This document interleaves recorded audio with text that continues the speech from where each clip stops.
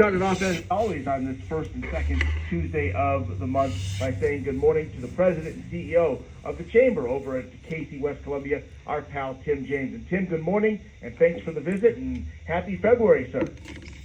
Happy February to you too, Kevin and Cayce. Only in the middle of the South Carolina can we have an 80-degree day in February. I love it. Let's do it. Hey, absolutely glorious. I know it. We got a great guest with us this morning, Jacob Kirby. He and his brother Zach set out on a venture that is synonymous with what we like to encourage with the Chamber, and that's to love local, build local, buy local. And he and his brother purchased Piecewise coffee. And Piecewise, you may say, where did that name come from? Well, it actually fits the model of what Jacob and Zach want to do, and they want to build a place for uncommon people to find a common ground. And the word piecewise actually comes from a calculus term that connects unrelated points. So when you see piecewise in a coffee shop and you wonder why, it's because they're pulling people together. And in addition to that, you know, what Jacob prioritizes is making sure that he's doing business with local businesses. And their food, as well as the coffee, comes from Greenville. He and his company prioritizes loving local. So about a year ago now, it was going so well in the Arts District of Cayce that they purchased a second location, and it is continuing to thrive. It's on Divine Street in Columbia. These two locations were voted the favorite local coffee shop last year by the Midlands folks. So it's continued to grow quickly, and a lot of that's done through their social media and bringing people in. When you go to the Piecewise Coffee, the scene is crazy. You'll go in, and there are businessmen and women in there. There are students in there. There are mom and dad with kids. It's just the kind of scene that you want to have a great cup of coffee. And their apparel, this morning I'm wearing my sweatshirt that says Piecewise, coffee in Cayce, South Carolina. I love it. And everybody just needs to get to know Jacob. He is there a great deal of the time. So Jacob, it is my honor to be able to have you on the radio talk show this morning. Well, hey, the pleasure's mine. Thanks for having me this morning. Hey, good morning, Jacob. Welcome to The Point, and glad to have you, and congratulations for you and your brother on your success with Piecewise Coffee. So tell us the history. Tell us the story. I mean, Tim did a good job of kind of describing a little bit about the theme, but take it a little further and tell us how you got to this point. Yeah, Piecewise was, I think it's always really important for me to remind people that my brother and I did not start Piecewise, we purchased Piecewise. And the beginning of Piecewise is really just the story of a couple that wanted to help kind of push their community towards a direction they wanted to see it grow in. Piecewise was started in 2019 by a husband and wife, Stan and Lindsay, who lived in the neighborhood where our shop is. And they were just kind of taking a walk one day and kind of had a conversation with themselves. And they said, I wish there was something cool for us to enjoy in our neighborhood with our neighbors. I wish there was a place for our neighbors to gather. And they really kind of took it on themselves to go through the right channels to build out a coffee shop. And my brother and I came on the scene a few years later, just after the pandemic ended, because really the shop was doing really well. And Stan and Lindsay, husband and wife, like I mentioned earlier, they both had full-time jobs and children together, and a really successful business just turned out to not be a good fit for their season of life. So we kind of came in as locals and as regulars that already really love Piecewise and said, well, if you guys are looking to step out of this role as owners, we would love to make sure that somebody is continuing to keep it going. So we kind of rearranged our lives and hopped on the Piecewise train in 2022. I love that story, and I mean, great ingenuity on their part, and obviously love that the local has been maintained. That's kind of the thing that grabs me out of that story, is that you and your brother decided, hey, let's keep this thing going and make it so. I mean, again, how many times have we seen successful local business and then someone, the big boys swoop in nationally and buy it out. Next thing you know, a week later, there's a new logo on the front. That's door. exactly right. I'm glad you guys resisted that, or I'm glad that the originals resisted that and allowed you to continue the local side. Yeah, that was super important. I want to know what it's like to be in business with your brother. Oh, I mean, it's complicated for sure. No, that's okay. That to me is like the most fascinating part of this. I'm like thinking about my sister and I owning a business. I'm like, yeah, that could never happen. It's certainly really complicated, but it's kind of in our DNA, and our parents were business owners our entire lives. They owned a local business in Irmo that they ran together for 37 or 8 years, and they actually sold it in 2020, and it was really important to them at the time to sell it to a local person. Like, they weren't trying to sell it to a franchise. They sold it to a young man who wanted a better career for his family. So that, we watched them do that process. And then a year and a half later, this came out on our table, and we said, wait. We've watched our parents do this for decades. Like, I think we can probably pull it off. It's really complicated, to be honest. I mean, we have to compartmentalize our lives a little bit, and we have moments where we look at each other and say, this is a twin talk versus this is a boss talk versus this is a coworker's talk. And there are days where, but he's not just my brother. I own this business with my identical twin. So there's a lot of inherent trust and support there, even in the ways that we trust each other through being able to be mad at each other. Like, we certainly have our little spits and spats, but there's always an underlying, like, I know that tomorrow things will be fine because we've just got such a long history together. So nobody knows me better than my twin, and there's just a lot of room for us to kind of assume the best in each other and speak really directly to one another. Like, that maybe isn't always possible with business partners, but I know that, Zach can say something that would maybe scandalize or offend another coworker that we would never say to them. But to me, we can say whatever we need to one another and trust each other's intentions.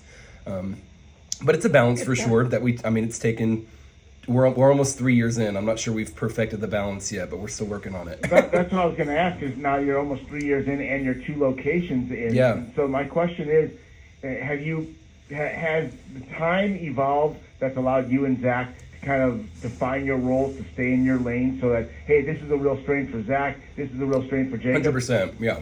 I mean, there are definitely things like in the very beginning when we were kind of dividing our effort, there were so many things that we didn't know we'd need to know, but when we started off, we kind of took a distinct lane and kind of watched that lane evolve over time.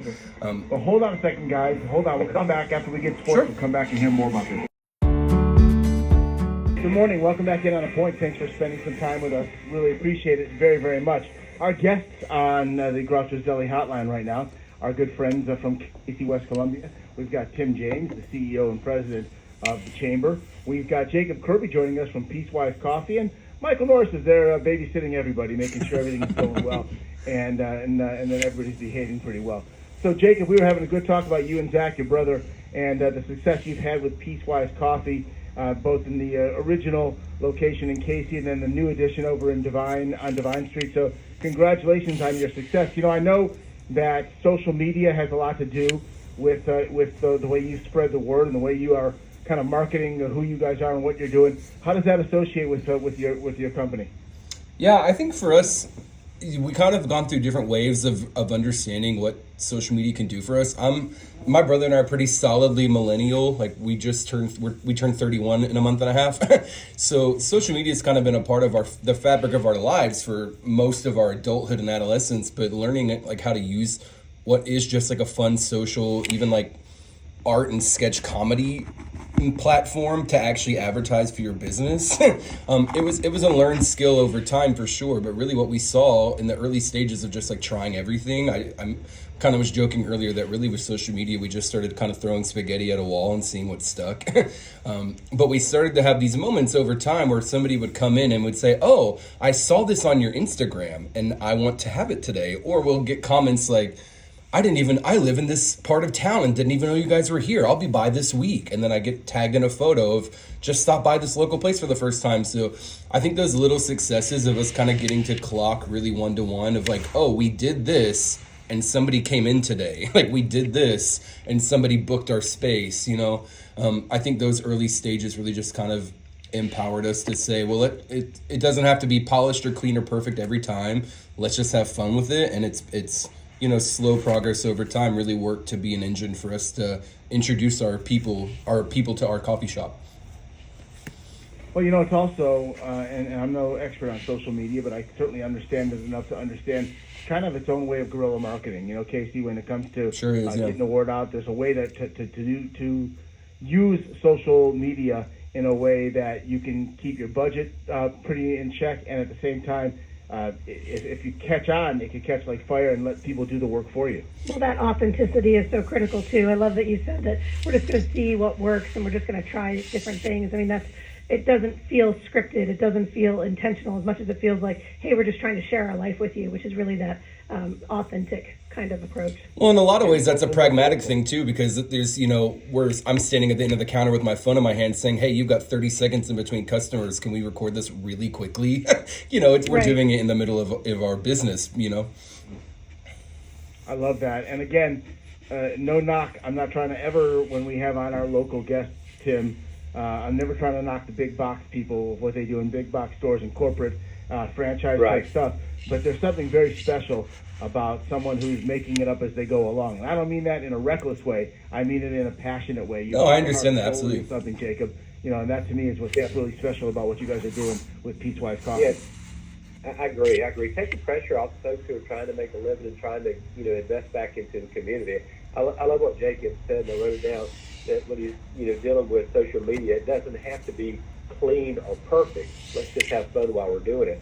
And you got so many social media Nazis out there saying, oh, you misspelled this, or what's this picture, or listen, we're just trying to, share information here. Let's have fun. We're just trying to communicate ourselves and see if you would be a part of us, Yeah, and you're not taking yourself too seriously. That's a good thing. I mean, you take your business seriously, right. You take your customers seriously, but you're not afraid to laugh at yourself a little bit. That's right. Yeah, I want to treat my customers well and take my employees seriously and take their safety and health seriously. But as for me, like, my life is already so different. My brother and I never thought we'd be in this position at all. So we always are like, this was not the plan ever once. So let's just have fun with it. Enjoy the ride, Sure. So, and again, I would ask you this, and this is a dangerous question based on what we just said, but I also can hear the two 31-year-old millennials who are obviously also small business owners and are ambitious. You've already added a second location. Is this something you'd like to see grow significantly more with more locations and expansion long term? Kind of what I just said has become my official PR answer. Just that, 5 years ago, if you told me I would be doing this right now, I would have laughed at you. So for me to pretend I know what 5 years from now looks like is absurd. Are you running for office, Jacob? Sure not. Absolutely not. No. That was a very political answer. No.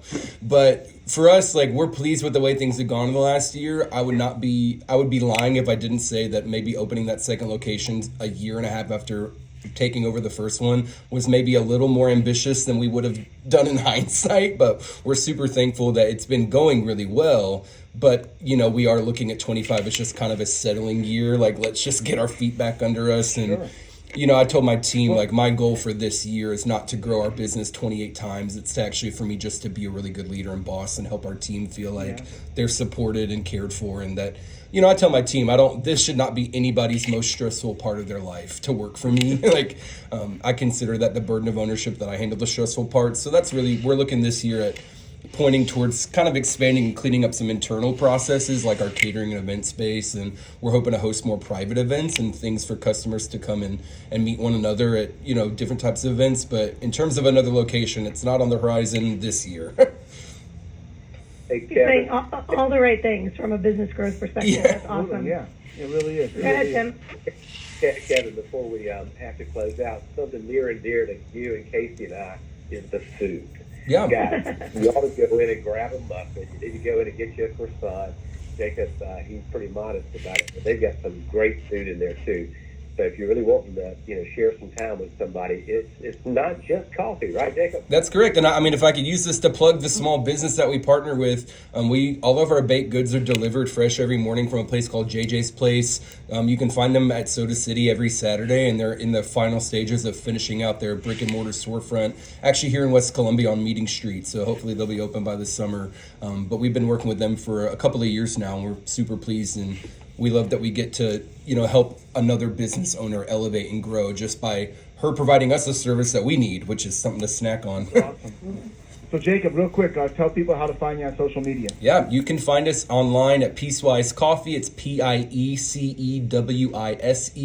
That is a calculus term, but we're on Facebook and Instagram and recently on TikTok. Who knows if that's going to stick around, but we're going to do it until we can't. But we'd love to connect with you guys. Guys, great visit as always. Really appreciate it, Tim. Thank you guys, and wish you nothing but success for you and Zach, Jacob. Thank you so much. Have a good one.